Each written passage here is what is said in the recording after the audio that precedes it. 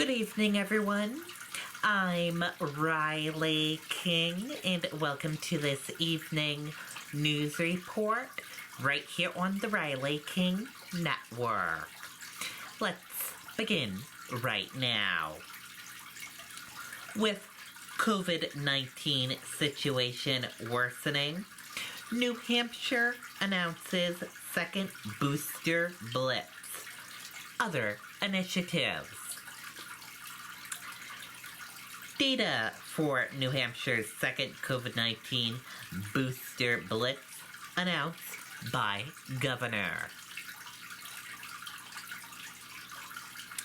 With the pandemic at its worst point yet in New Hampshire, according to the state epidemiologist, state officials announced initiatives to bolster the state's response on Thursday, including a second Booster Blitz coming soon.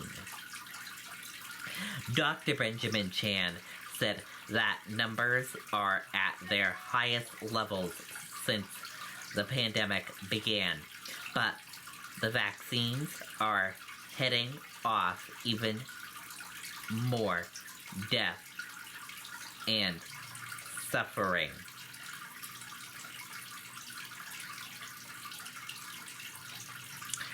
We have one of the highest levels of COVID in our state right now than at any other point during the pandemic.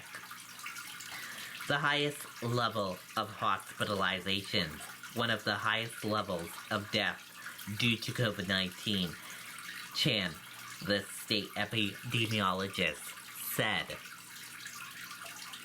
Governor Chris Sununu continued to ratchet up the state response, announcing another statewide booster shot event set for January 8th.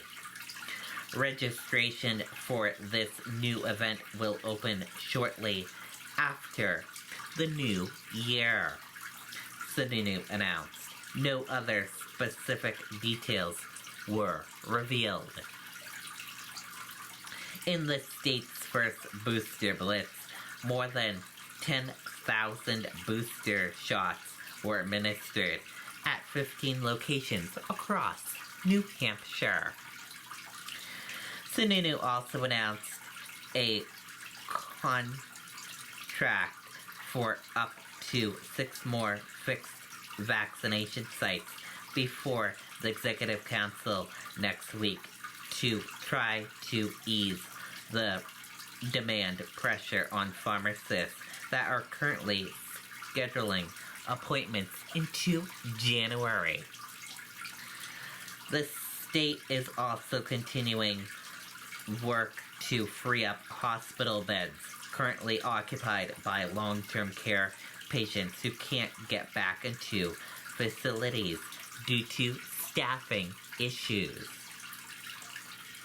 We've already moved over a dozen patients or something like that in just the first few days, Sununu said.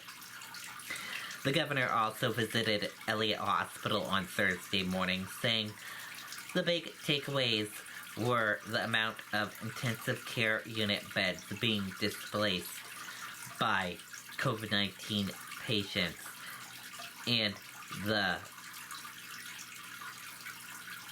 highlight of those patients, the majority of them unvaccinated, facing a life or death illness without friends or family by their side.